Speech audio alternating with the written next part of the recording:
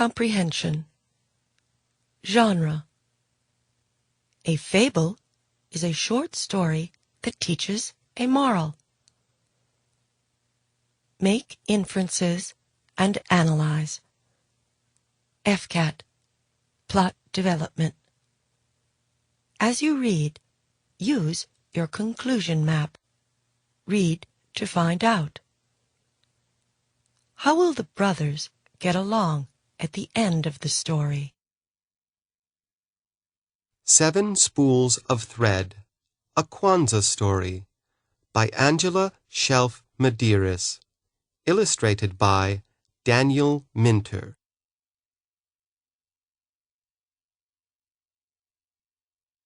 In a small African village in the country of Ghana, there lived an old man and his 7 sons. After the death of his wife, the old man became both father and mother to the boys. The 7 brothers were handsome young men. Their skin was as smooth and dark as the finest mahogany wood.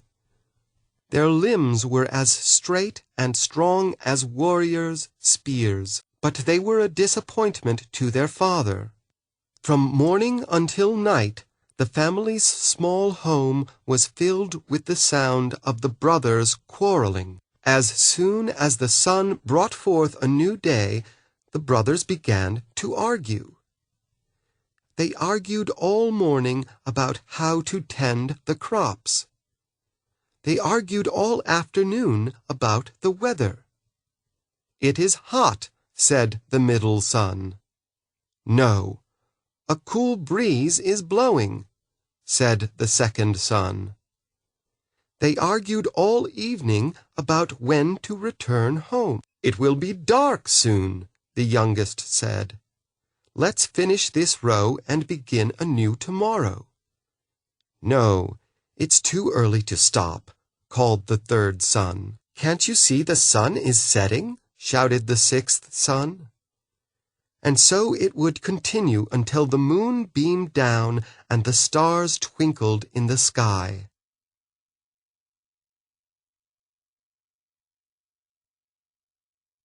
At mealtime, the young men argued until the stew was cold and the fufu was hard.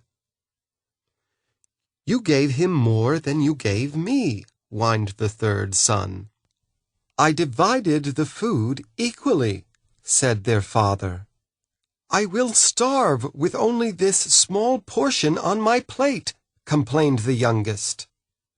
"If you don't want it, I'll eat it," said the oldest son. He grabbed a handful of meat from his brother's plate. "Stop being so greedy," said the youngest. And so it went on every night. It was often morning before the 7 brothers finished dinner. One sad day, the old man died and was buried. At sunrise the next morning, the village chief called the brothers before him. "Your father has left an inheritance," said the chief. The brothers whispered excitedly among themselves. "I know my father left me everything because I am the oldest son," said the oldest. "I know my father left me everything because I am the youngest son," said the youngest. "He left everything to me," said the middle son. "I know I was his favorite." "Eee," said the second son. "Everything is mine." The brothers began shouting and shoving. Soon, all 7 were rolling around on the ground, hitting and kicking each other.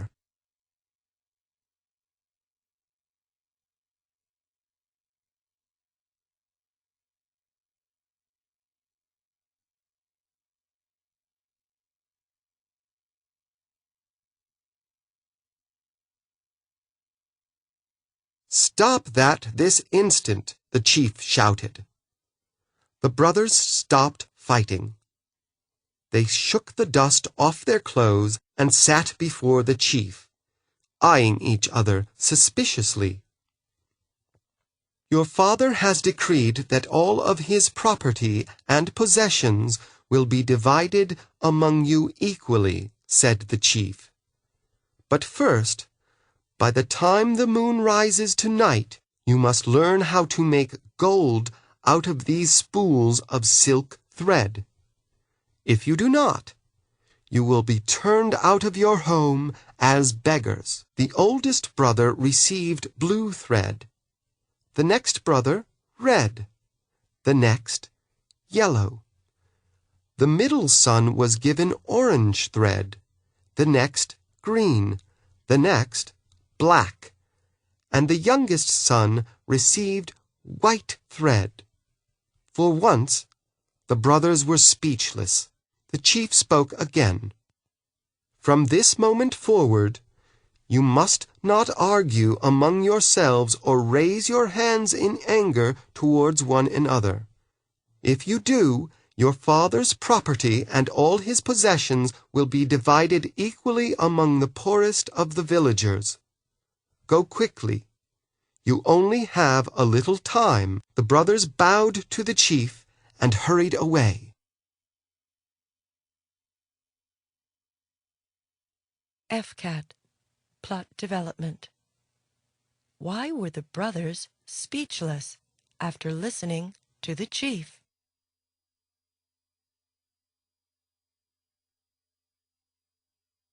When the 7 Ashanti brothers arrived at their farm, something unusual happened. They sat side by side, from the oldest to the youngest, without saying anything unkind to each other. My brothers, the oldest said after a while, let us shake hands and make peace among ourselves. Let us never argue or fight again, said the youngest brother. The brothers placed their hands together and held each other tightly. For the first time in years, peace rested within the walls of their home. My brothers, said the third son quietly, surely our father would not turn us into the world as beggars. I agree, said the middle son.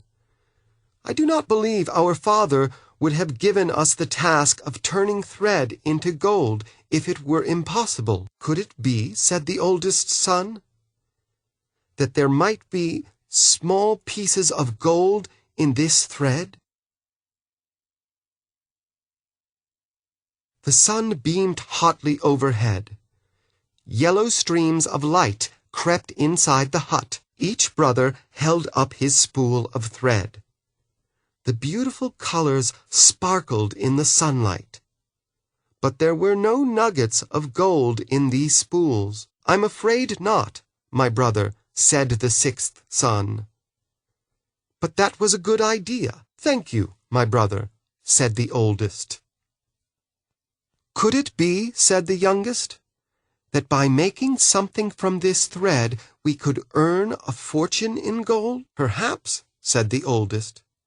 We could make cloth out of this thread and sell it. I believe we can do it.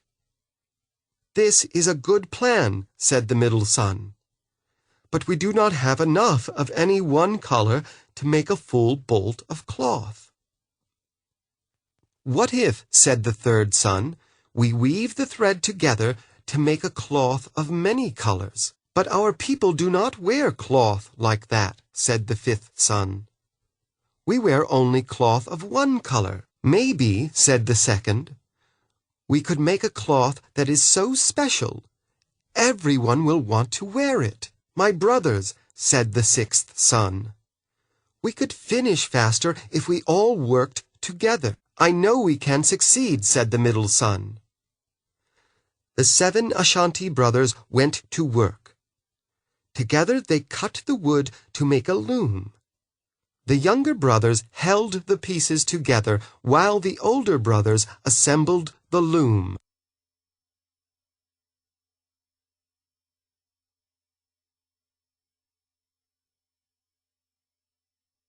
They took turns weaving cloth out of their spools of thread. They made a pattern of stripes and shapes that looked like the wings of birds. They used all the colors: blue, red, yellow, orange, green, black, and white. Soon the brothers had several pieces of beautiful multicolored cloth. When the cloth was finished, the 7 brothers took turns neatly folding the brightly colored fabric. Then they placed it into 7 baskets and put the baskets on their heads.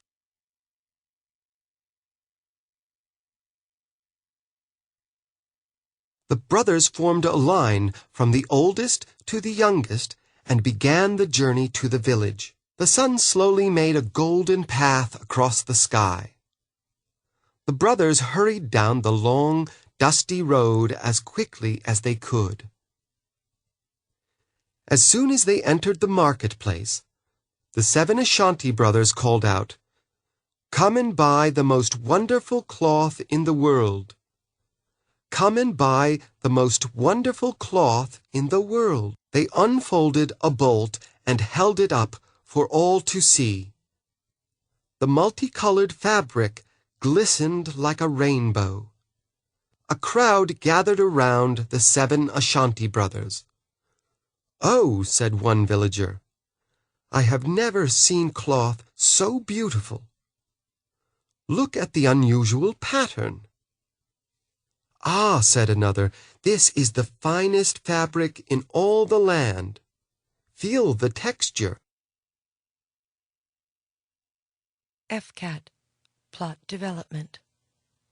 What have the brothers learned?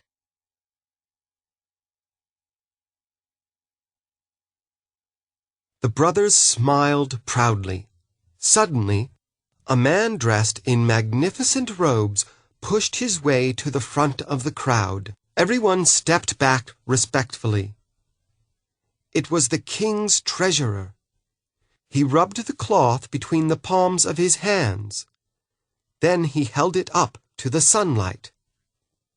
"What a thing of beauty," he said, fingering the material. "This cloth will make a wonderful gift for the king.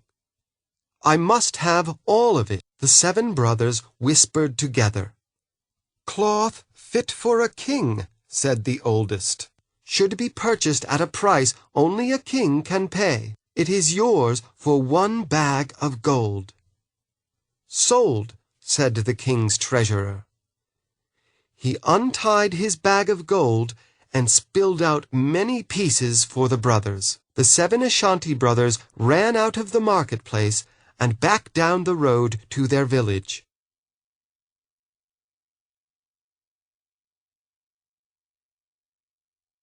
A shining silver moon began to creep up in the sky. Panting and dripping with sweat, the brothers threw themselves before the chief's hut. "Oh, chief," said the oldest, "we have turned the thread into gold." The chief came out of his hut and sat upon a stool. The oldest brother poured the gold out onto the ground. "Have you argued or fought today?" asked the chief. "No, my chief," said the youngest.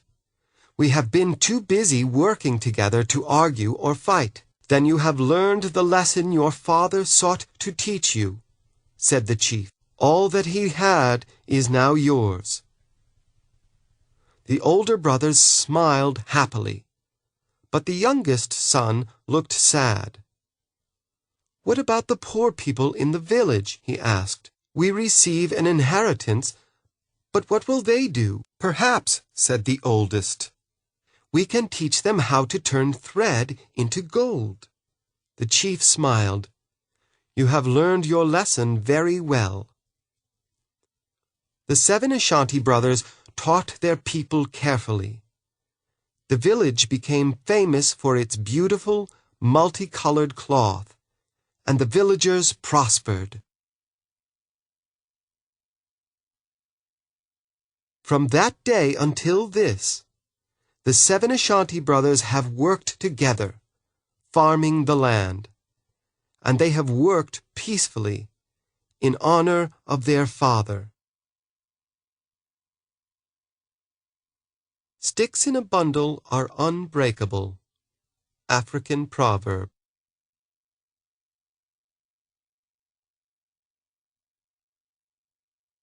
Weaving a Tale with Angela and Daniel. Author Angela Shelf Medeiros wrote this story to celebrate the African American holiday, Kwanzaa.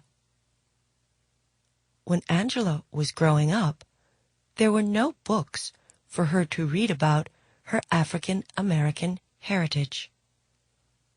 Today, she writes books about African Americans so readers can feel proud of who they are. Illustrator Daniel Minter often carves and paints on wood, just as he did for this story. Wood carving is an important part of traditional African art. Daniel's carvings help keep these traditional arts alive. Other books by Angela Shelf Medeiros: Too Much Talk and The Freedom Riddle.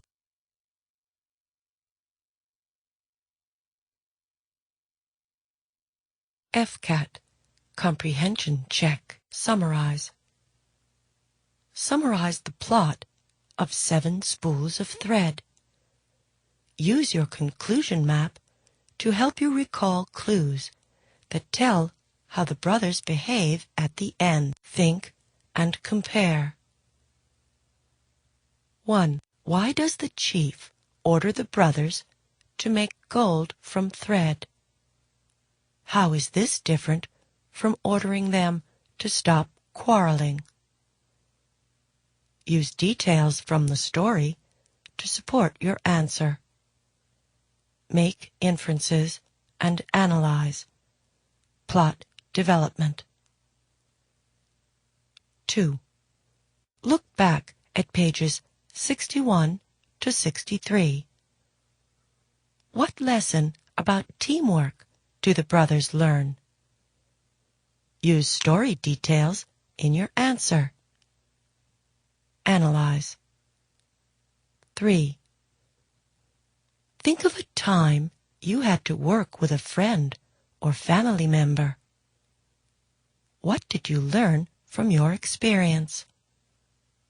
Apply. 4.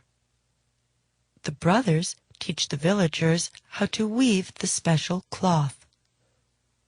Why is this better than giving the villagers money? Explain. Evaluate. 5. Reread Community Works on pages 48 to 49. How is the problem in that story similar to the problem in 7 Spools of Thread? How are the solutions to the problems different? Use details from both stories in your answer. Reading, writing across texts.